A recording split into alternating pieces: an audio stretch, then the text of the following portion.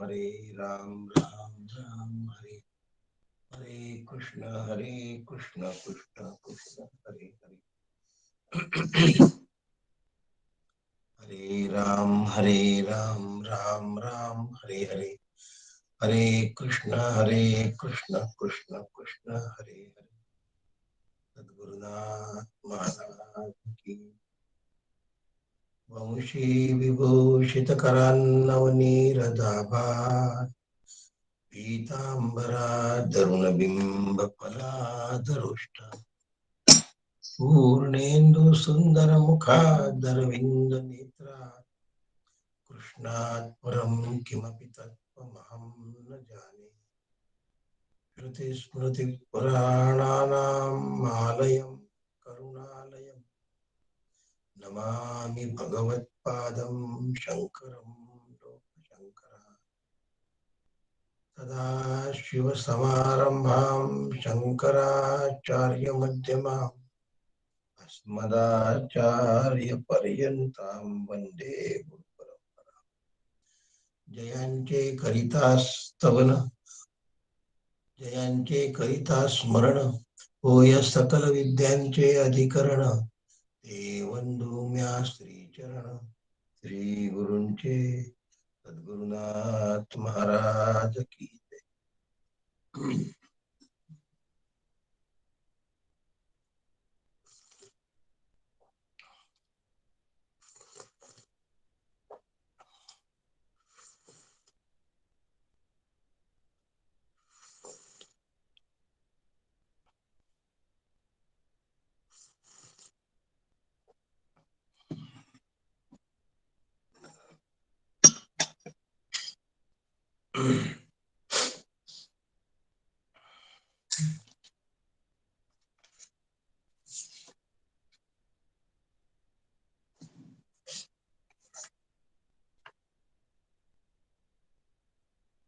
यापूर्वी पाहिलेले आणि आपले चालू असलेले 9व्या अध्यायातले 2 श्लोक, या 2 श्लोकातला ऐश्वर्य योग आज तुम्हाला सांगणार. भगवद्गीतेमध्ये निधिध्यासन कसं असतं, त्या निधिध्यासनातून ऐश्वर्य योग कसा साधतात हे सांगण्याचा प्रयत्न झालेला आहे. आता श्लोकाच्या अनुषंगिक ऐश्वर्य योग सांगण्याचा प्रयत्न करत आहे. म्हणून आजचा विषय ऐश्वर्य योग एवढाच आहे. आणि श्लोक आहे मया ततमिदं सर्वं जगदौ व्यक्तमूर्तिना मत्स्थानी सर्वभूतानि न चाहं तेष्वस्थितः न च मत्स्थानी भूतानि पश्यमे योगमैश्वरम् भूत भृन्न च भूतस्थो ममात्मा भूत भावना.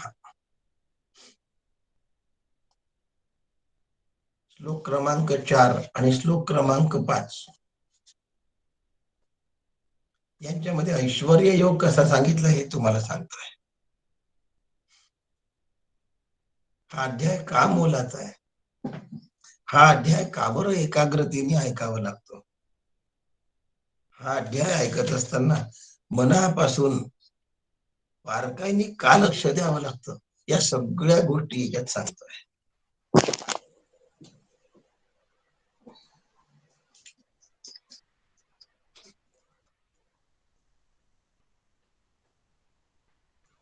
आपला ऐश्वर्य शब्दाचा अर्थ वेगळा आहे. धन, धान्य, संतती, संपत्ती, यश, कीर्ती आणि प्रतिष्ठा, याला आपण ऐश्वर्य समजतो. थोडक्यात राजा ऐश्वर्यवान असतो असा आपला काय आहे समज आहे.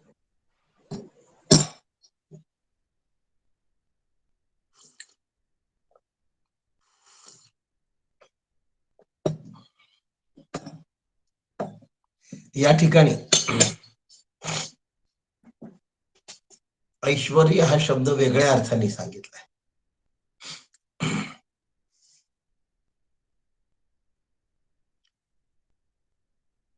ऐश्वर्य या शब्दावर डॉक्टर काकांनी केलेल्या प्रवचनाची क्लिप शशांक देशपांडे पुणे यांनी पाठवली आणि तो एक अभ्यासाचा भाग म्हणून आणि तो अत्यंत आवश्यक असलेला भाग म्हणून ऐश्वर्य योग घेतोय. उद्यापासून पुढचे श्लोक चालू राहतील. आज पुन्हा मागच्या 2 श्लोकांनाच आपण काय करतोय, ऐश्वर्य योगाचे अँगलनी बघतोय. आतापर्यंत मी श्लोकाच्या अनुषंगाने ऐश्वर्य योग सांगितला. आता ऐश्वर्य योगाच्या अनुषंगाने श्लोकातले काही मुद्दे घेणार. आमचं ऐश्वर्य शब्दाची व्याख्या वेगळी आहे. या ठिकाणी ऐश्वर्य शब्दाचा अर्थ प्रभाव असा, ऐश्वर्य शब्दाचा अर्थ वैशिष्ट्य असा असतो. ऐश्वर्य अनाकलनीय आहे आणि हे आम्ही समजून घ्यायला पाहिजे. म्हणून भगवंतानी श्लोकांची मांडणीच किती सुंदर केली बघा. 4थ्या श्लोकाच्या शेवटी आहे मत्स्थानी सर्व भूतानी आणि 5व्या श्लोकाच्या प्रारंभ आहे नच मस्थानी भूतानी. आता मस्थानी सर्व भूतानी म्हटल्याबरोबर 4थ्या अध्यायातली दुसरं चरण श्लोकाचं शब्द चुकला. अध्याय 9वाच आहे. 9व्या अध्यायातल्या 4थ्या ओवीतलं श्लोकातलं दुसरं चरण मस्थानी सर्व भूतानी आणि 5व्या श्लोकातलं पहिलं चरण नच मस्थानी भूतानी.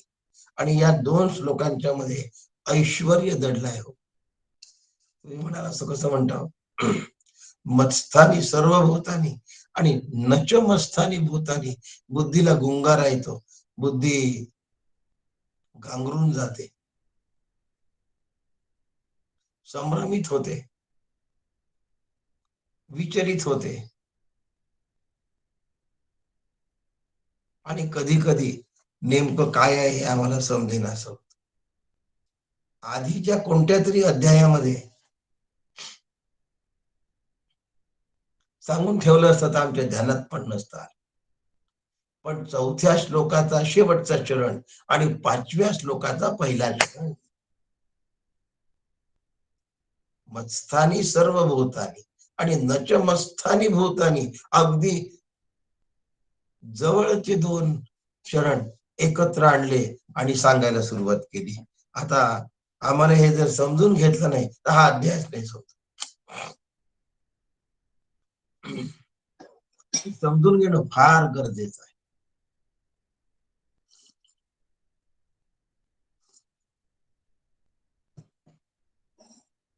समचरण दृष्टी विटेवरी साजरी. तुकारामांचा गाथेचा पहिला अभंग ओम नमो ज्याद्य वेद प्रतिपाद्य हा ज्ञानेश्वरीचा पहिला अभंग. जर समजला नाही तर तो ग्रंथच कळत नाही. तसे 4थ्या श्लोकातलं शेवटचं चरण आणि 5व्या श्लोकातलं पहिलं चरण जर कळलंच नाही, मत्स्थानी सर्व भूतानी आणि नच मत्स्थानी भूतानी, तर 9वा अध्यायच कळत नाही आणि जीवनामध्ये ऐश्वर्य येण्याची शक्यता पण नाही. 2 विरोधी गोष्टी अत्यंत शेजारी शेजारी मांडल्याचं कौशल्य भगवंतानी या ठिकाणी दाखवलेलं आहे. म्हणून कृष्णम वंदे जगद्गुरु. सर्व गुरूंचे गुरु जर कोणी असेल, भगवान श्रीकृष्ण आहेत.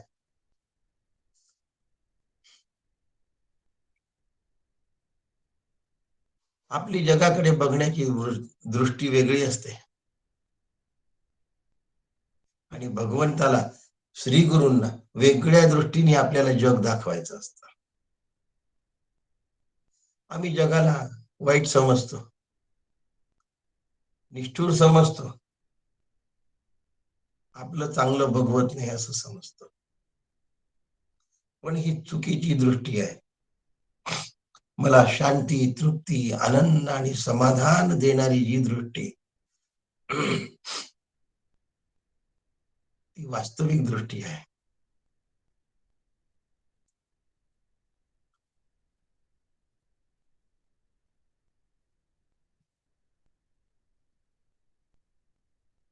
नुसतं शब्दांनी भरलेलं जीवन हे खरं जीवन नाही आहे. शांती, तृप्ती, आनंद, समाधान मिळण्याची दृष्टी मला मिळाली पाहिजे. आणि ती दृष्टी कमावण्यासाठी ऐश्वर्य योगाचा चष्मा लावावा लागतो. हा चष्मा लावला की क्रिया प्रतिक्रियांच्या खेळातून मी एकदम अलग थलग पडतो. आम्हाला सवय असते, कोणी तारीफ केली की हुरळून जायचं आणि निंदा केली की होरपळून जायचं. हुरळणं आणि होरपळण्यामध्ये आमचं आयुष्य निघून जातं. आणि मग ओव्यांवर प्रवचन, श्लोकांवर प्रवचन,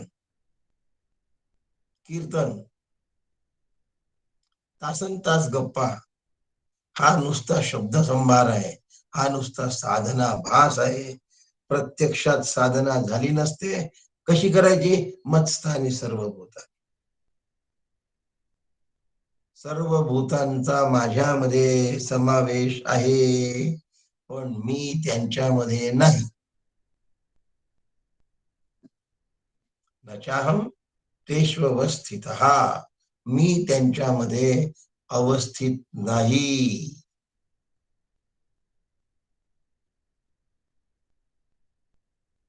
मी त्यांच्यामध्ये अवस्थित नाही.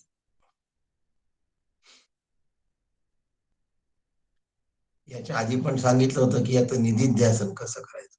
मी प्रपंचात आहे, पण प्रपंच माझ्यात नाही. ऐश्वर्य कशाला म्हणतात? माझं आनंद कशानेही न बिघडणे हे ऐश्वर्य आहे. दुसरी ऐश्वर्याची व्याख्या, सर्वांच्या दृष्टीने मी व्यक्त आहे, मी रूपवान आहे,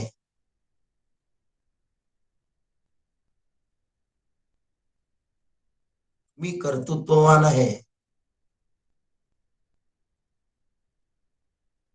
पण माझ्या दृष्टीने मी अरूप आहे. मी अकर्तृत्वी चतुरू, अकर्तृत्ववान होण्यामध्ये चतुराईने मी समाविष्ट झालो असतो. करतो सगळं, पण करण्याचं श्रेय घेत नाही, कर्तृत्वाभिमान घेत नाही. अकर्तृत्वी चतुर, विवेक सिंधूची ओवी आहे. खरी ती सर्वेंद्रियाचे व्यापारू, परी अकर्तृत्वी चतुरू. आणि परमार्थ कसा देतो? अपाडाचा, न संपणार ज्ञान, न संपणारा आनंदाचा स्रोत वाटून देतो.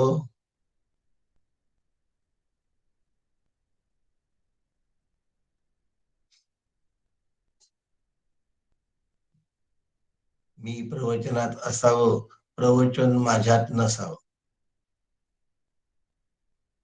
मी कार मध्ये असावं, पण कार माझ्यात नसावी.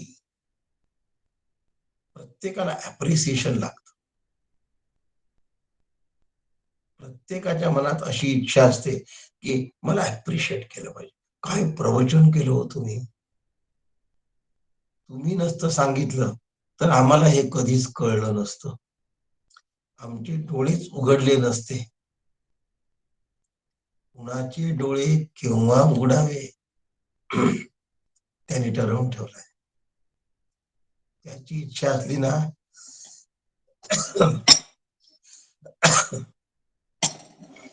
तरच डोळे उघडतात.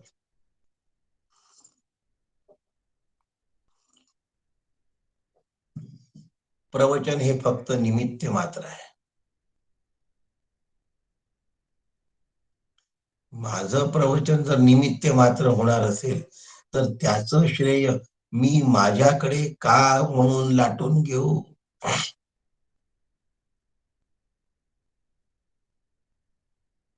आपल्या घराला कोणी चांगलं म्हटलं की वांगलं म्हटलं, युटिलाइज होणारी जागा की त्याच्या चांगलं वांगलं म्हटल्यावर अवलंबून आहे का?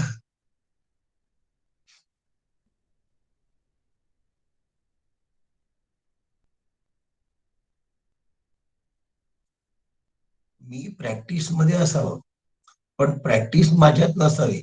माझी प्रॅक्टिस चालते किंवा चालत नाही, या दोन पैकी काही जरी वाक्य वापरले लोकांनी, तरी मला येणारं जे धन आहे ते तेवढंच राहणार आहे.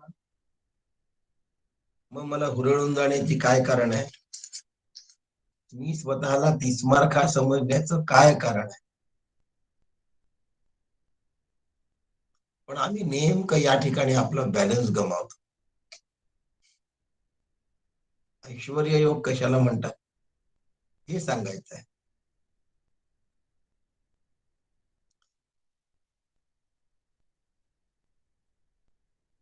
नचमस्थानी भूतानी, मातीमध्ये घट नाही आहे. मातीमध्ये घट नाही. मातीच्या गोळ्यापासून घटही बनवता येतो, खेळणी पण बनवता येतात.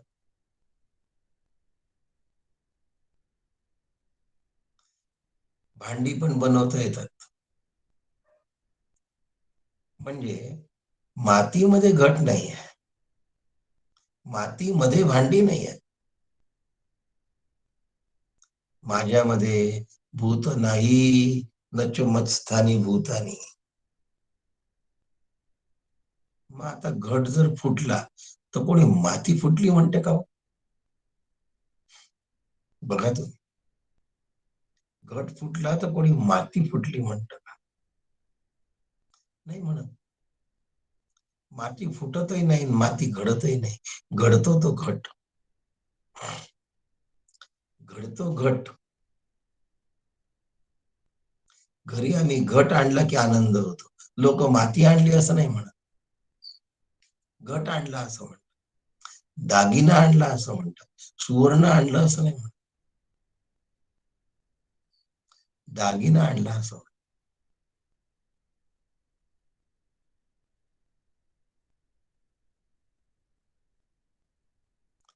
माती फुटण्याची शक्यता नाही, सोनं तुटण्याची शक्यता नाही.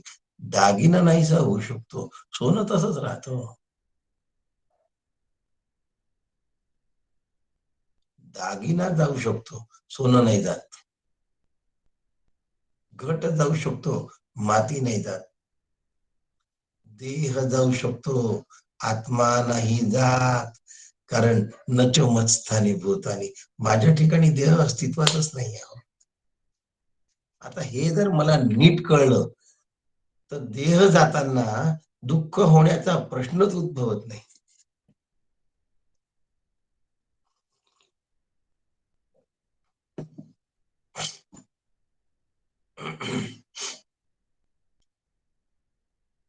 कोणाचा? माझा. दुसऱ्याच्या देह जाताना नाही बोलत आहे मी. स्वतःचा देह जाताना दुःख होण्याचा प्रश्नच उद्भवत नाही. माझ्या देहाला विकार झाला, दुखणी उणी दुणी उद्भवली, माझं अंतःकरण विषण्ण होण्याची काही गरज आहे का? डॉक्टर सांगतात एवढ्या एवढ्या टेस्ट करा.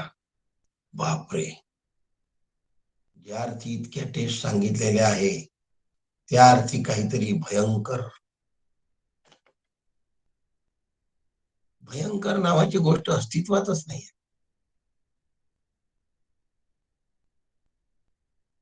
शरीरामध्ये काही भयंकर होऊ शकत नाही आणि आत्म्यामध्ये भयंकर होण्याचा प्रश्नच उद्भवत नाही. ऐश्वर्य योग सांगतोय. आणि या स्थितीमध्ये जेव्हा मी राहीन तो ऐश्वर्य योग आहे. मी अव्यय आहे, मी अविनाशी आहे, मी सर्वव्यापक आहे. सगळे भूत मात्र माझ्यामध्ये आहेत, पण मी कोणामध्ये नाही. त्यामुळे लोक म्हणतात जाण्याची वेळ आली, मी जात नाही, मी येत नाही. जेव्हा हा ठाम असतो की शरीर जाईल पण मी जाणार नाही, तेव्हा त्याची प्रसन्नता मोडत नाही, तेव्हा त्याचा आनंद घटत नाही. हे ऐश्वर्य आहे हो. वेदांताची गरज या ठिकाणी आहे, वेदांताची अनिवार्यता इथे आहे. वेदांताचं ज्ञान कुठे लागू होतं? या ठिकाणी लागू होतं.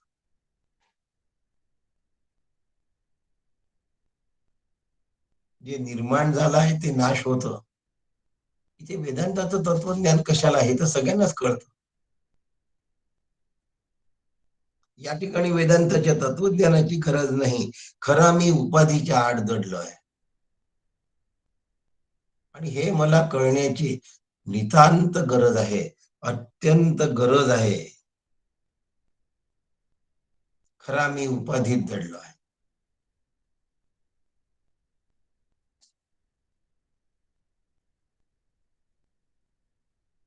न चमस्तानी भूतानी. लांबून मला मृगजळ दिसलं.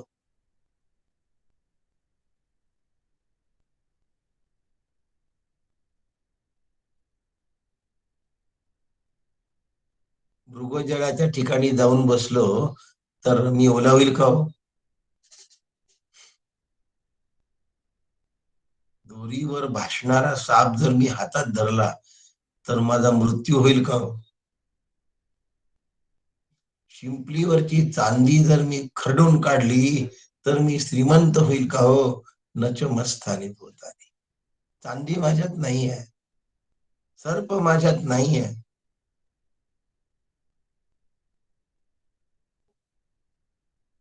मृगजळ माझ्यात नाही आहे. जग हे मृगजळ आहे.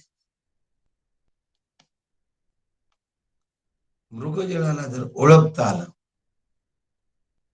तर ऐश्वर योग प्राप्त होतो. माझा देह मृगजळ आहे. माझ्या नातलगांचा देह मृगजळ आहे. माझ्या जवळचं धन मृगजळ आहे. आता हे शब्द जरा बरे वाटणार नाही. मिथ्या आहे, मिथ्या आहे असं म्हणूया आपण. मिथ्यत्व दिसणारी दृष्टी मला कमवायची आहे. ते श्री गुरुकृपा दृष्टी निर्विष होय.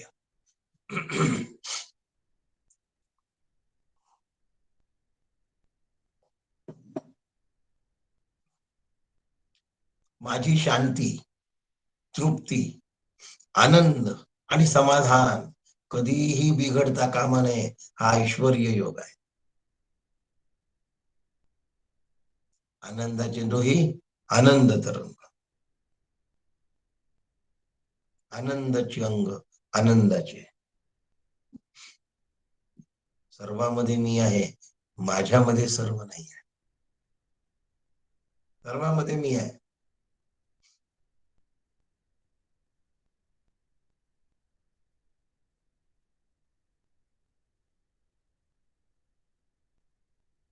राजा अंबारीतनं हत्तीवरून जातोय. अवतीभोवती सैन्यांचा ताफा आहे. अवतीभोवती सैन्यांचा ताफा आहे. सगळं वैभव राजाचं आहे. सगळं वैभव राजाचं आहे, पण वैभवात राजा नाही आहे. आम्हाला काय दिसतं? हा सगळा थाटमाट राजाचा आहे. हो, राजा थाटमाटात आहे, राजात थाटमाट नाही आहे.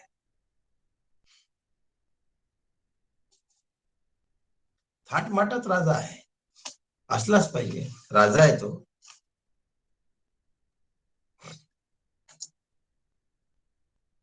जगाकडे बघण्याची माझी दृष्टी बरोबर असली पाहिजे. माझ्या शरीराकडे बघण्याची माझी दृष्टी बरोबर असली पाहिजे. माझ्या कुटुंबियांकडे बघण्याची, माझ्या समाजाकडे बघण्याची, माझ्या देशाकडे बघण्याची माझी दृष्टी बरोबर असली पाहिजे. ऐश्वर्य कशाला म्हणतात आणि ऐश्वर्य सांडून कसं जातं, काय होईल आणि कसं होईल? ऐश्वर्य सांडण्याची व्यवस्था आहे.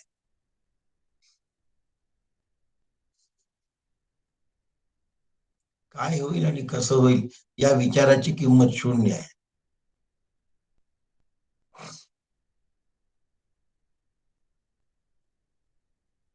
मीच देह आहे. सगळं माझ्यात गच्च भरलेलं आहे.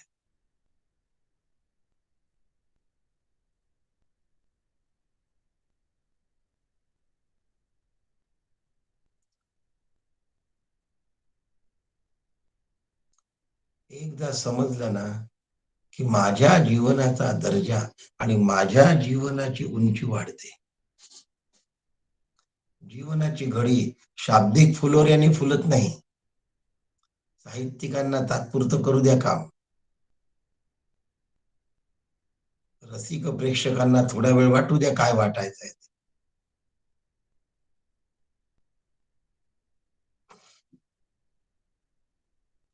पण नुसता शब्दाचा फुलोरा जीवनामध्ये आनंद होतच नाही. नेहमी लक्षात ठेवा, मोठमोठे कवी, मोठमोठे लेखक, मोठमोठे गायक त्यावेळी त्याचा आनंद घेतात आणि प्रसंग संपला की रडायलाही लागतात ढसाढसा. आनंदाच्या वेळी आम्ही आनंद घेतो, दुःखाच्या वेळी आम्ही दुःख घेतो. तुम्ही आनंद घेतच नाही हो, फक्त सुख आणि दुःखच घेता. ऐश्वर्य नाही प्राप्त होत, ऐश्वर्य फक्त या 2 श्लोकांच्या अभ्यासाने प्राप्त. मी आत्मा आहे हे सिद्ध झालं पाहिजे. मी आत्मा आहे याची मला जाण असली पाहिजे.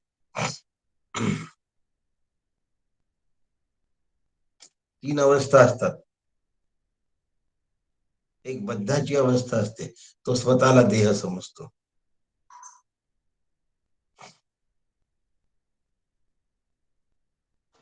दुसरी साधकाची अवस्था असते, तो स्वतःला चिदाभास समजतो.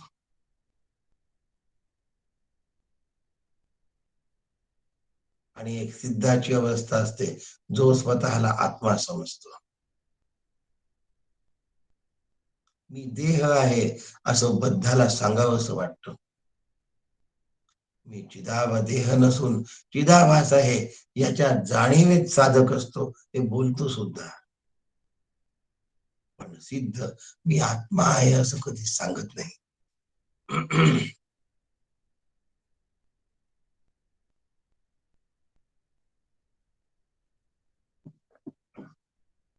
कारण मी आत्मा आहे असं सांगण्याने सुद्धा आत्मस्थिती मोडते.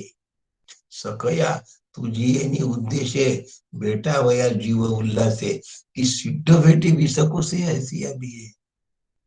मी ब्रह्म आहे, मी आत्मा आहे असं म्हणल्याने ब्रह्मवृत्ती बिघडते आणि ब्रह्मवृत्तीच्या अतीत असलेली सहजता ही खरी ब्रह्मरूपता आहे.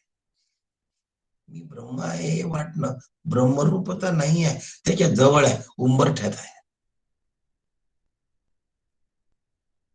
आजकाल कुठेही जायचं असलं की मेटल डिटेक्टर असतं, त्यानंतर आतमध्ये प्रवेश असतो. तसं मी ब्रह्म आहे हे त्या तपासणीच आहे मेटल डिटेक्टर. त्याच्या आत गेल्यानंतर जी सहजता आहे ती ब्रह्मरूपता आहे. म्हणून मी आत्मा आहे असं सिद्ध कधी सांगत नाही. आणि मी देह आहे असं बद्ध कधी बोलत नाही. उरला प्रश्न साधकाचा, म्हणजे तुमचा माझा. आणि मी चिदाभास आहे या जाणीवेत मला राहता आलं पाहिजे. चिदाभास नेहमी कुटस्थ रूप असतो, चिदाभास कधी नाश पावत नाही. ब्रह्म शांत आहे, निर्मलम, निष्कलम आणि शांतम. कालच मी सत्यम ज्ञानम अनंतम ब्रह्म समजावून सांगितलं. आज निर्मलम, निष्कलम आणि शांत सांग. निर्मलम शब्दामध्ये मल नाही आहे.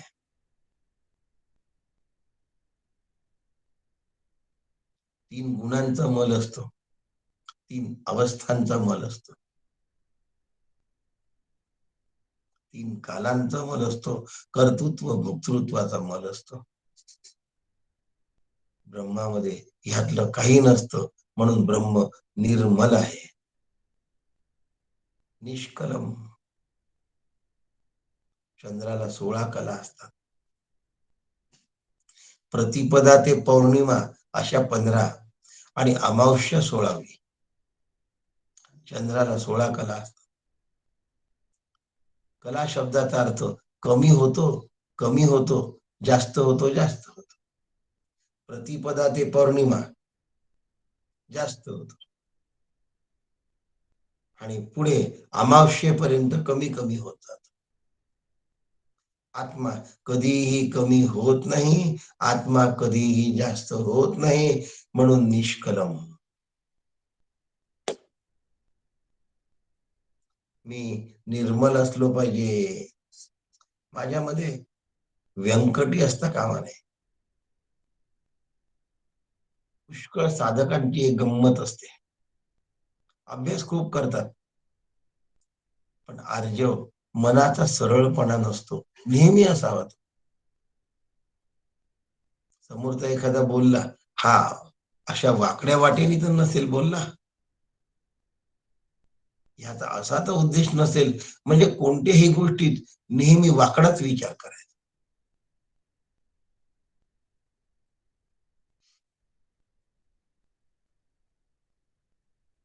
निर्मलम जो असतो त्याचं अंतःकरण स्वच्छ असतं, तो वाकडा विचारच नाही करत.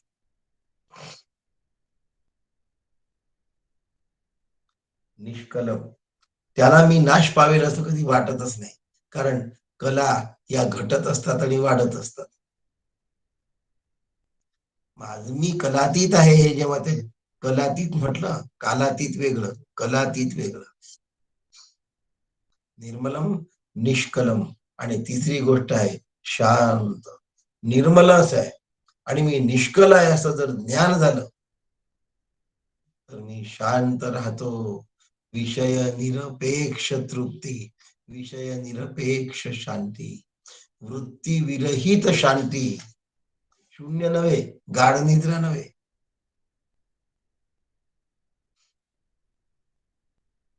काय होईल आणि कसं होईल हे प्रश्न आम्हाला नेहमी अशांत करतात. आमची परिस्थिती लहानपणाची जी होती त्याच्यापेक्षा आता कितीतरी चांगली झाली, पण हुरहुर आमची तेवढीच आहे, किंबहुना वाढलेली आहे. या सगळ्या खूणगाठा आमच्या आमच्या आतमध्ये असल्या पाहिजे, त्या आम्ही आतमध्ये तपासल्या पाहिजे. काय होतो असं, याला ऐश्वर्य योग असं म्हणतात. ऐश्वर्य योग तेव्हा साधतो ज्या वेळेला हे पूर्ण आनंदामध्ये मी स्थित होतो, तेव्हा ऐश्वर्य योग साधतो.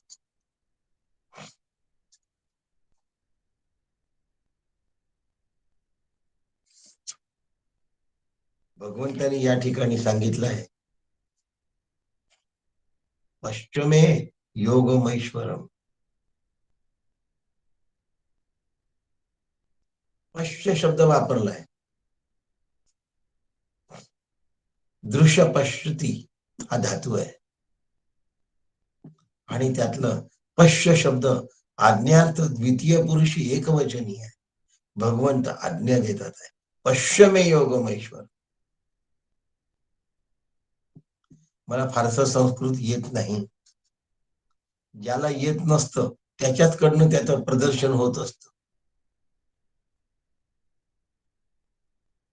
पश्य शब्द भगवंताची आज्ञा आहे. ज्या वेळेला मी असं पाहिन आणि ती भगवंताची आज्ञा मी पाळेन, तेव्हा ऐश्वर्य योग नक्की प्राप्त झाला म्हणून समजा. पण पहिल्यांदा तो समजून घेण्यासाठी बघावा लागतो, कसा आहे योगमैश्वरम.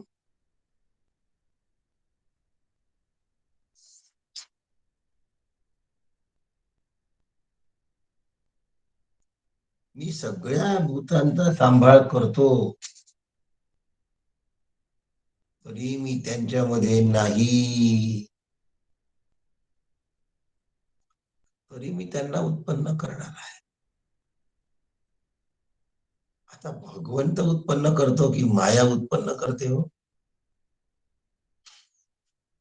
उत्तर आहे माया उत्पन्न करते. प्रश्न विचारतो, मायेमुळे सगळे भूत आणि ब्रह्मांड निर्माण झालेलं आहे, हे सत्य आहे का? याचा प्रश्नाचं उत्तर नाही असं आहे. माया अचेतन आहे, माया जड आहे. मायेमध्ये जगद उत्पत्ती आणि भूत निर्मितीची ताकद नाही. ही माया ईश्वराच्या ब्रह्मस्वरूपाच्या सत्तेवर करते. ब्रह्मस्वरूपाची सत्ता मिळाली की मग मायेला हे सगळं जमतं, म्हणून मायेला ब्रह्माश्रया म्हणतात. काय म्हणतात? ब्रह्माश्रया. ही ब्रह्माश्रित आहे. मोठा सुंदर शब्द वापरलेला आहे मायेसाठी, अर्थात तो पुढच्या श्लोकांमध्ये येतो. आणि तिला ब्रह्माश्रया असं म्हटलंय. अशी ती माया आहे. आणि ब्रह्माश्रिता असा शब्द आहे. मायेचं वैशिष्ट्यच आहे ब्रह्माश्रिता माया. माया परतंत्र आहे, माया पराधीन आहे, माया परस्वाधीन आहे. ब्रह्मस्वरूपाच्या सत्तेवर माया कार्य करते. माया अचेतन जड आहे. माया स्वतः काही करू शकत नाही, ईश्वराने करवून घेतलं म्हणून माया करते. म्हणून ते म्हणतात पश्चिमे योगमेश्वरम, बघ माझा योग. भगवंत काही काही ठिकाणी मी कसा आहे हे सांगतात. अहमात्मा गुडाकेशः सर्वभूताशय स्थित. स्वतःचं वर्णन करतात आहे भगवान. या ठिकाणी पश्चिमे आज्ञा करतात आहे, बघ मला आणि माझ्या ऐश्वर्याला बघ. भगवंताचं ऐश्वर्य म्हणजे द्वारकेचं वैभव नव्हे. भगवंताचं ऐश्वर्य म्हणजे भगवंताच्या असलेल्या राण्या नव्हे. भगवंताचं ऐश्वर्य म्हणजे भगवंताचं लोभस्वाण सुंदर रूप नव्हे. भगवंताचं ऐश्वर्य कशात आहे?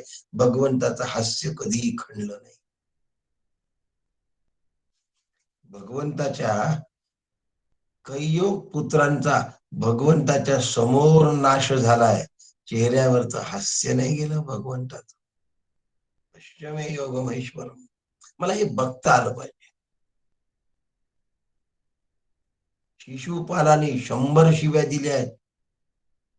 आणि अशा ठिकाणी शिव्या दिल्या की ज्या ठिकाणी भगवंताचा सर्वाधिक सन्मान होता, मुख्य स्थान भगवंताला दिलं.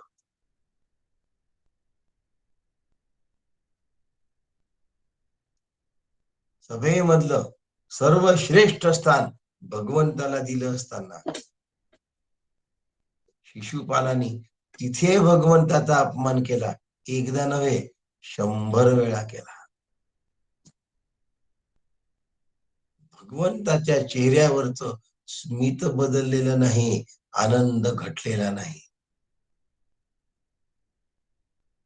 शिशुपालांकडनं एवढा घोर अपमान झाल्यानंतर 100दा आनंद नाही घटला. ऐश्वर्य आहे. यवनाने एवढ्या वेळ विडा चुकला, पण नाथ महाराजांचा आनंद नाही घटला. ऐश्वर्य आहे. हे ऐश्वर्य मला प्राप्त करता आलं पाहिजे, याच्यासाठी 9वा अध्याय आहे हो. बघितलं, समजून घेतलं तर प्राप्त करण्याचा प्रयत्न करू ना. या प्रयत्नाला निधिध्यासन म्हणतात.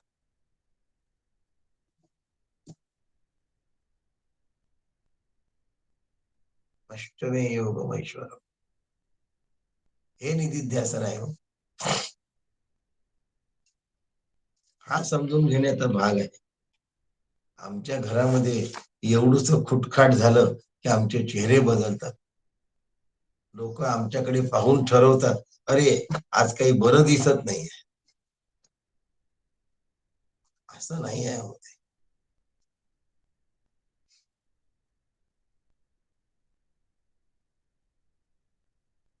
नचाहम तेष्वस्थितः,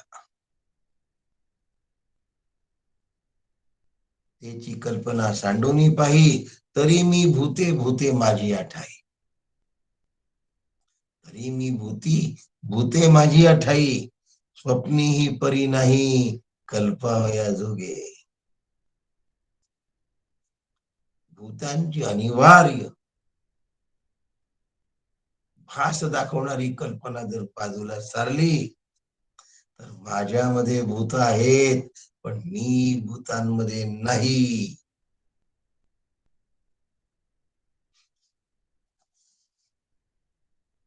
माऊली म्हणते, हा अमुचा ऐश्वर योगू तुआ देखिला की सांगू, आता सांगे काही येत लागू, भूत भेदाचा असे माझा ऐश्वर योग तू नीट समजून घेतलायस ना.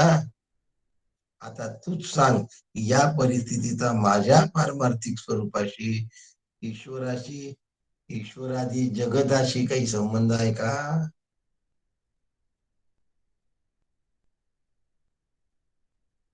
वृक्ष जशा भूमीच्या आधाराने राहतो तशा व्यवस्थित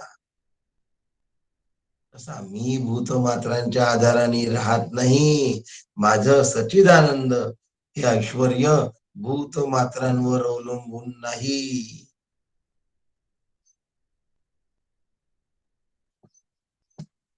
माझ्या अधिष्ठानावर भूतमात्रांचा आरोप केला जातो असं सुद्धा मी म्हणत नाही, कारण त्या आरोपाला मी लागूनच घेत नाही.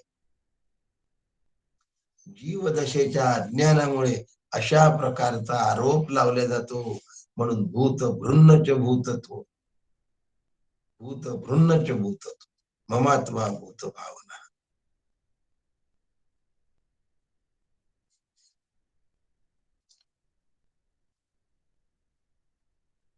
भूत भृन्नच भूतस्थो, ममात्मा भूत भावना.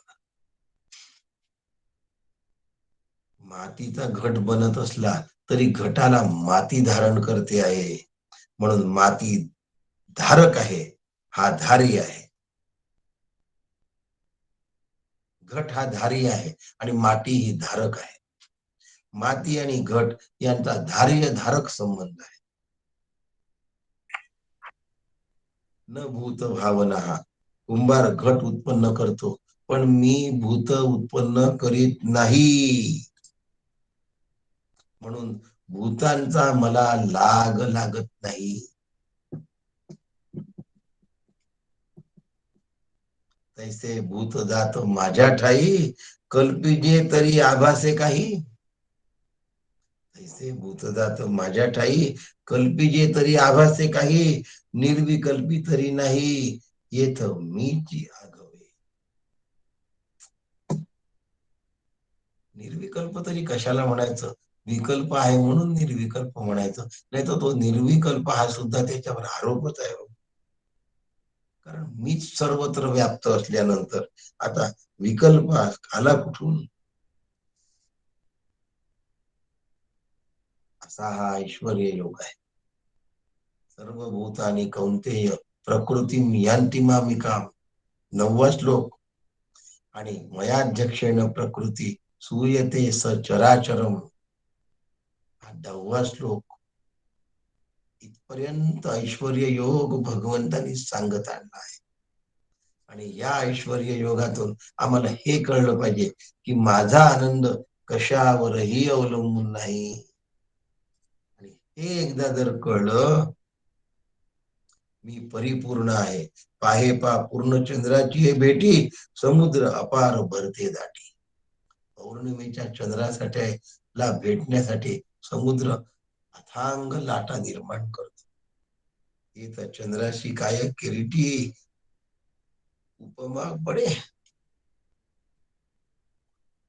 चंद्राचे काय किरीटी उपखा पुढे. केवळ अस्तित्वाने त्याने ब्रह्माच्या केवळ अधिष्ठानावर मायेचा सृष्टी निर्मितीचा खेळ चालतो. त्याच्या सत्तारूप ऐश्वर्यावर सृष्टीचा योग असतो. अशा घडामोडीचा ब्रह्माशी काही संबंध नाही. म्हणून नचमाप्तानी कर्माने निबंध, माझा याच्याशी काहीही संबंध नाही. माझ्या घराशी, माझ्या दाराशी, माझ्या घराण्याशी, माझ्या गावाशी, माझ्या महाराष्ट्राशी, माझ्या देशाशी आता माझा काही संबंध नाही. हे मनात बोलायचं असते, घरातल्या लोकांना सांगायचं नसते तुमच्याशी माझा संबंध नाही, असं नसते बोलायचं. हे समजून चालायचं असतं काय. आम्हाला तर सगळीकडे उठाठेवी करायची हौस आहे. कोण येणार उत्तर प्रदेशात? योगी की अखिलेश? कोणी जरी आलं तरी त्या 5 वर्षात तू उत्तर प्रदेशात जाणार तरी आहेस का? साधं लखनौ तरी बघायला जाणार आहेस का? आणि मागल्या 5 वर्षात गेला होतास का? मग आता करतो कशाला या उठाठेवी? या उठाठेवीतून स्वतःला बाजूला ठेवणं आणि मी सच्चिदानंद स्वरूप आहे, आनंद हे माझं स्वरूप आहे, ते कुठल्याही परिस्थितीत मोडता कामा नये. कायम टिकून राहिलं पाहिजे, कायम स्थिर राहिलं पाहिजे. हा आनंदाचा मी धनी आहे. आणि एकदा जर हे माझ्या लक्षात आलं तर माझं जीवन धन्य झाल्याशिवाय राहत नाही. हा ऐश्वर्य योग आहे, लक्षात ठेवा. आनंदाचे डोही, आनंद तरंग, आनंदाची अंग, आनंदाचे. मी ऐश्वर्यात तेव्हा असतो जेव्हा माझा आनंद कुणी हिरावून घेऊ शकत नाही.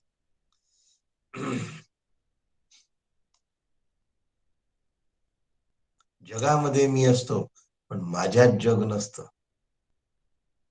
ऐश्वर्य योग आहे. आणि या परमानंदाच्या क्षणी आपण सगळ्यांना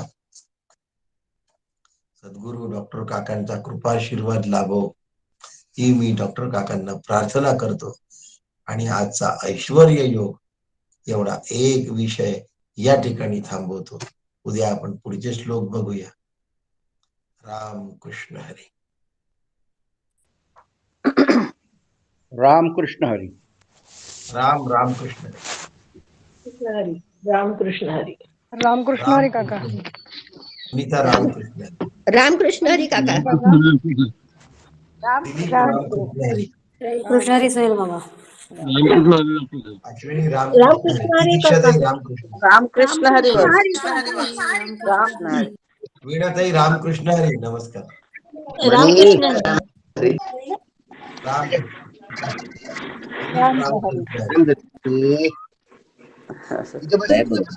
राम कृष्ण हरी काका. राम कृष्ण हरी. राम कृष्ण हरी. राम कृष्ण हरी काका. नमस्कार. राम कृष्ण हरी. नमस्कार. संजय राम कृष्ण हरी. रामकृष्ण हरी.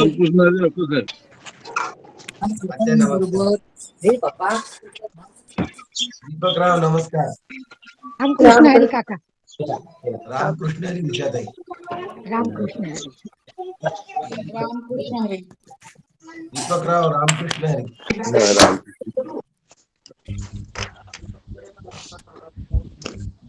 रामकृष्ण हरी. सुनीलराव हा रामकृष्ण हरी. हरी वसू. रामकृष्ण हरी. अतिशय अतिशय सुंदर झाले हे दोन्ही श्लोक. हो ना. खूप विस्तृत आणि सखोल. छान. रामकृष्ण हरी. रामकृष्ण हरी. रामकृष्ण हरी. रामकृष्ण हरी काका. प्रतिभाताई रामकृष्ण हरी.